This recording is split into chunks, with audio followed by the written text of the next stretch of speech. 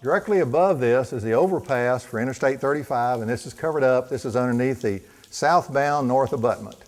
And they rerouted the railroad track. One reason they have that overpass, because the railroad was going to sort of come into the highway, so they had it turn. When they did, they had to build the overpass.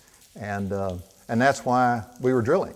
If they had not put an overpass here, we didn't drill, it'd probably still be undiscovered. We didn't have to move the highway because of the cave, because they wanted to know exactly the extent of the cave relative to placing the overpass over it and see if it was competent enough rock to do that. And they did. They felt like it was sufficient because there's 33.5 feet above the cave. And it's very hard limestone. It's very good foundations for a bridge, overpass.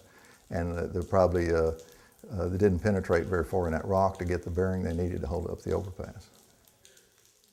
I think the overpass probably seals off a little runoff, but a lot of the waters, it goes downhill. The water, just like everywhere else, it runs downhill, and it probably percolates into the Edwards and runs horizontally, whichever the easiest path it can be, and then comes into the cave.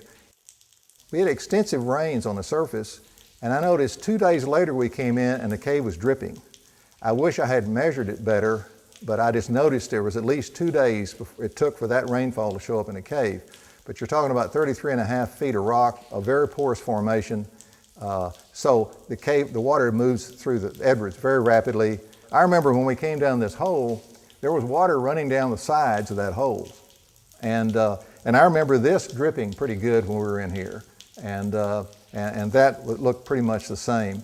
And now, the last few times I've been in here, we did not have the water on both sides. So it all varies with rainfall, and we've had extensive rainfall in the last few years.